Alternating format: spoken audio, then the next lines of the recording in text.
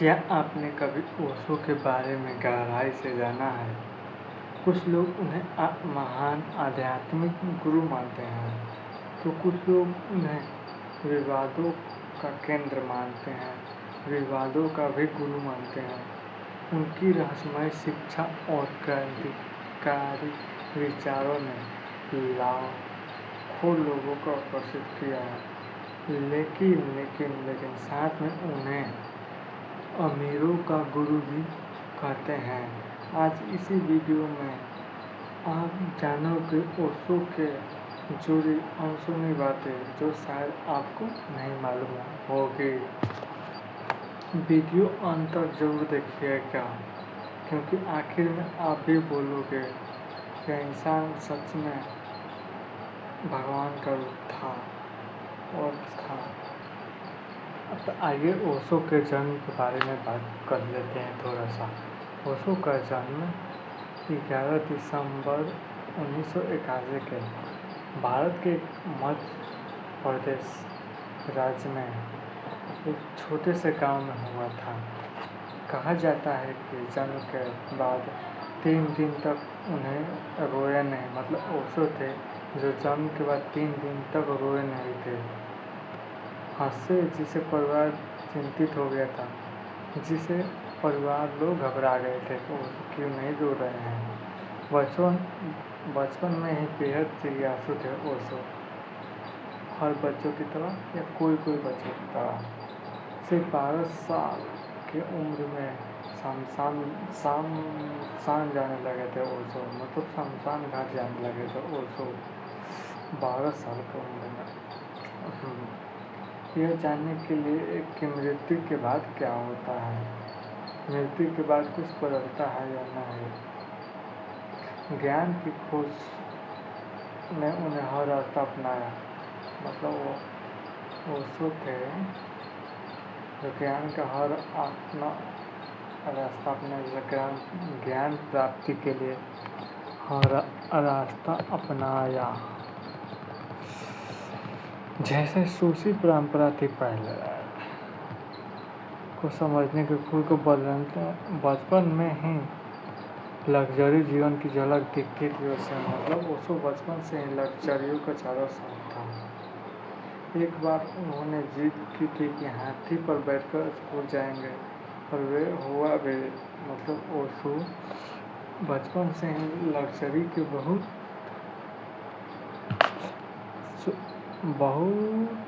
कह सकते हैं, हाँ, झुकाव था उन्हें लग्जरी का। और कुछ उनके खास बात बनाती है कि वे हमेशा जीवन और मृत्यु के रहस्य को समझाना चाहते थे, यहाँ तक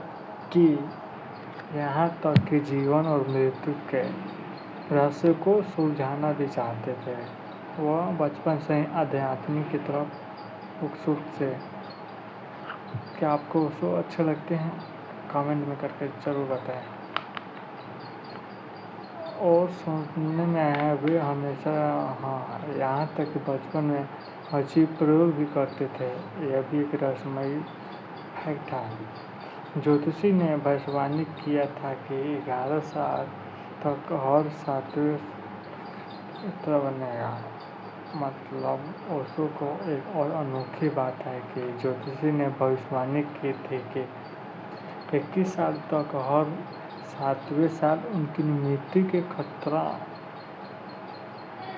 रहेगा। 14 साल की उम्र में उन्हें खुद मंदिर में बैठकर मृत्यु का इंतजार किया, लेकिन कुछ नहीं हुआ। मतलब यहाँ पर ज्योतिषी का कोई फर्क नहीं पड़ा। उन्होंने बताया कि बचपन में उनका 2 बार अपहरण करने की कोशिश की गई थी, 2 बार। उन्हें प्रकृति में गहरा प्रेम था। एक पीपल के पेड़ उनका भावनात्मक झुकाव था। ये हम लोग जान रहे ओशो के बारे में अनोखी बात है। और सुनने में आया, सच भी हो सकता है। 21 मार्च 1953 को 21 साल की उम्र में उन्हें ज्ञान प्राप्ति हुआ था या समाधि प्राप्ति हुई थी ओशो की। इसके बाद उन्हें पढ़ाई जारी रखी और दर्शन शास्त्र में गोल्ड मेडल मिला। ओशो का दावा था कि उनका पिछला जन्म तिब्बत में हुआ था। वे इतने प्रभावशाली व्यक्ति थे कि जो कहते थे वे अंतिम माना जाता है। और बातें उनकी अनोखी बातें हो। उन्हें खुद कई किताबें नहीं लिखी, फिर भी उनकी 600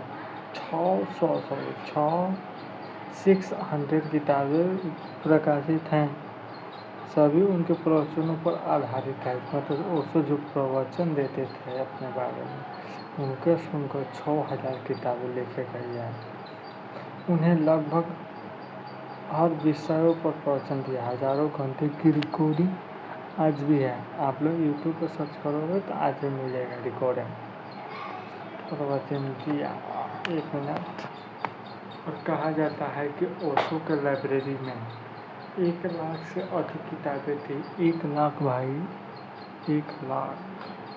वे अपनी किताबों पर निशान लगाना बिल्कुल भी पसंद नहीं करते, बिल्कुल भी।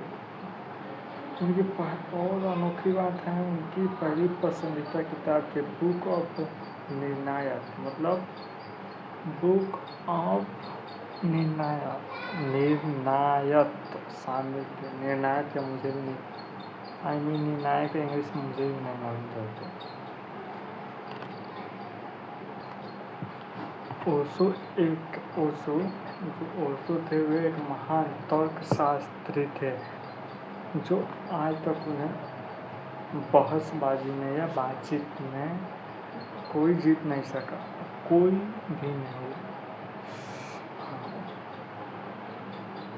और ओशो जो थे, उन्हें जो सेक्स जैसी बातों पर विषय खुलकर बातचीत संभव। और क्या अनोखी बात हो सकती है, उन्हें कम्युनिकेशन शब्द पसंद नहीं थे। वे संवाद को सही मानते थे। मतलब कम्युनिकेशन नहीं बोलते हैं बातचीत में, उन्हें पसंद नहीं था। उन्हें संवाद यह पसंद था। उन्हें नूरजहाँ के गाने जो वे हम तुम्हें कराते हो बहुत पसंद थे। मतलब नूरजहाँ सिंगर थे,